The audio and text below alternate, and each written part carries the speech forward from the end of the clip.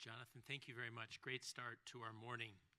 Our next speaker wears many hats, and that's also why he's helping us open our program this morning. We're fortunate to have Matt Rogers join us today. He's a tech entrepreneur. Matt started at Apple. He played a leading role in the development of the iPhone.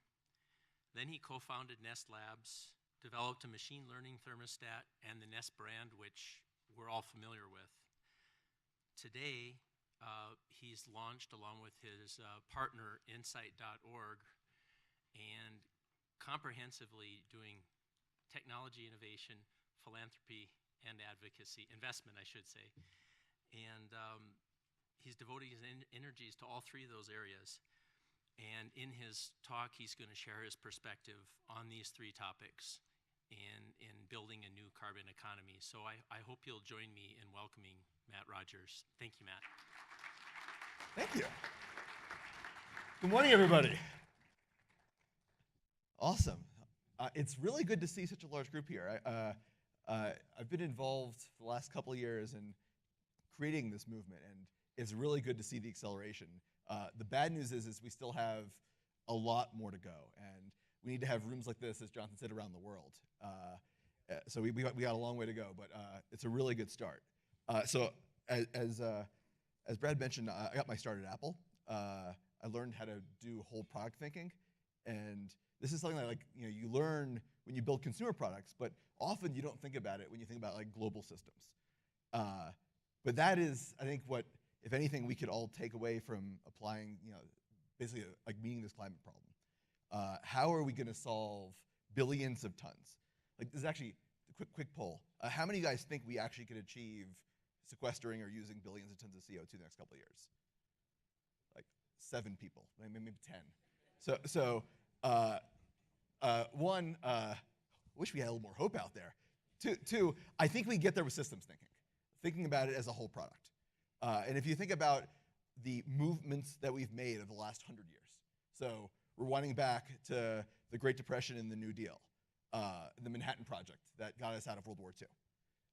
In the 1950s and 60s, the space race and the Apollo mission, right? Going from basically rockets to people on the moon in less than 10 years. We as a society have mobilized for epic tasks before. It's been a while though. And, we should all realize that as Americans, we have not risen to the task of a national project in a very long time. But I think many will realize that now is that time.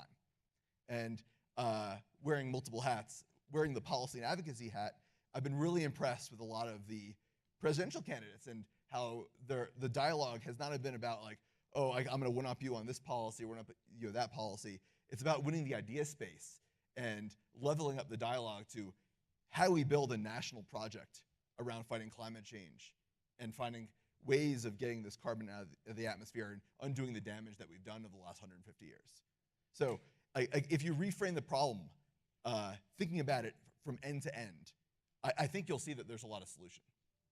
And there's a lot of will to do it. As Jonathan very eloquently mentioned, it requires R&D. It requires a lot of additional investment, way more than we're doing today. I was shocked. 5 years ago, I did a kind of survey of the landscape, and I interviewed Julio Friedman. I was like, Julio, what's the total DOE federal budget invested in carbon capture today? He's like, $1.5 million. I'm going to get that number wrong, but it was astonishingly low number. I was like, holy cow. If we're talking about single-digit millions in terms of federal spending on this, we're never going to make it. So that's what got me in. I was like, oh my gosh, that's a high leverage point. We get started there, and we could build up from there.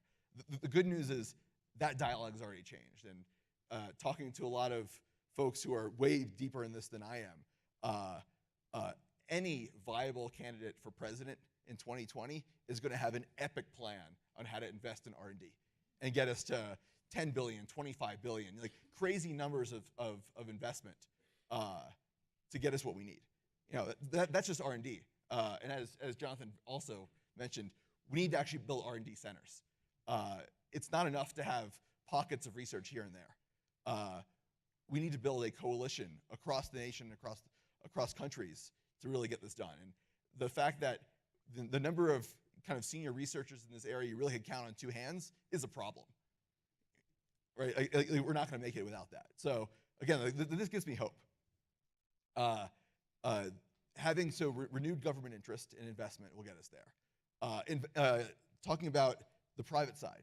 So if you look not that much further in the future and imagine a world where we're going to pull billions of tons out. Like imagine, like, take the journey with me, we'll get there. What kind of economic opportunity will that present to companies? And I imagine some companies like, oh, we're never going to get there. We're going to turn a blind, we're going to keep doing what we're doing. Well, how are they going to live in a world where, you know, the cost of carbon is 50, 100 bucks, maybe 200 bucks a ton? How are they going to return money to their investors if they've missed out in the last 15 years of R&D and development and project work? So I'm really glad to see that a lot of companies are stepping up. And I've co-invested with a few big oil companies, which I've never thought I would do. Like Oxy and Chevron led this round on carbon engineering, which I participated in. And it's like the first time I've ever co-invested with an oil and gas company. I was like, so good to see. Like, these guys get it. And you know, even if they don't believe in, you know, what causes climate change, you know, I'm not even gonna go there. The notion that we need to have a few cards on the table of options to get us there, let's put those seeds in the ground now so that in 5 years we need them to grow. There are more smart investors out there, but yet there's all too few. I've spent a lot of time in Silicon Valley. It's where I live. And I knock on a lot of doors. I help raise money for a lot of early stage companies. And it is shocking how few people say, you know what, you know, I'll lead this Series A investment. I'll put $5 million on the table to help this company grow. About a handful of folks.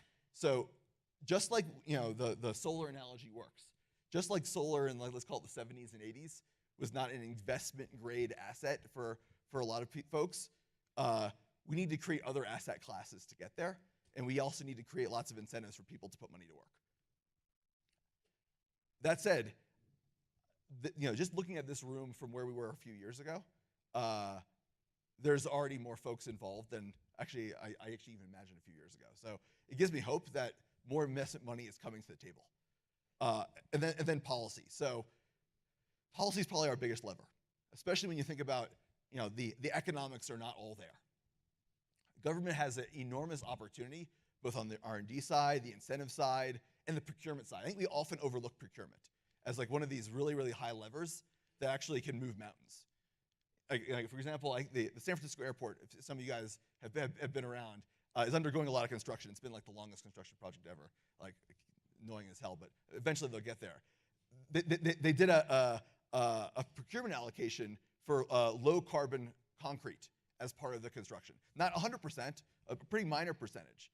But that minor percentage then creates enough pull to get those companies going. And you know, think about that, just SFO airport. Like what about, you know, the Department of Transportation of each state?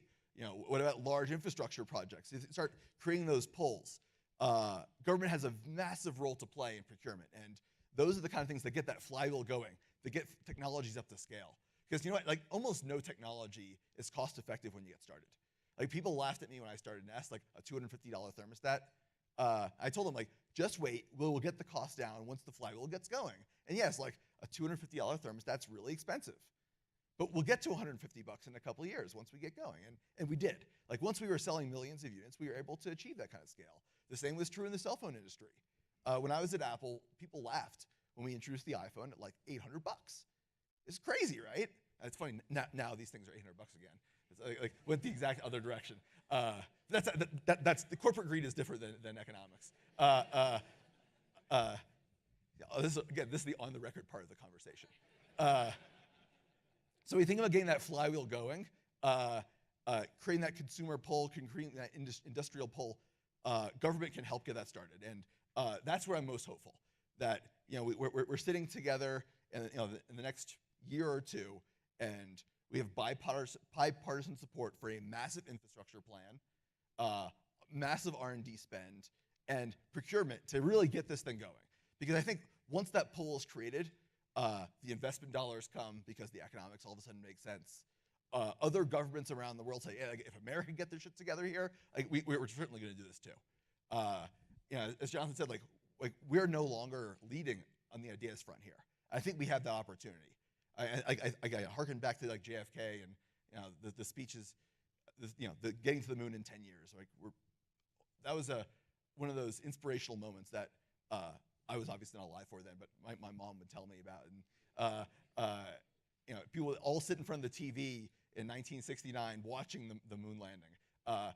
We need moments like that, things that mobilize entire civilization. And I'm really hopeful that we get there. So again, like super, super great to see everyone here. Hopefully next year we're twice as big, and we need to move to a larger conference center, maybe a little less rustic.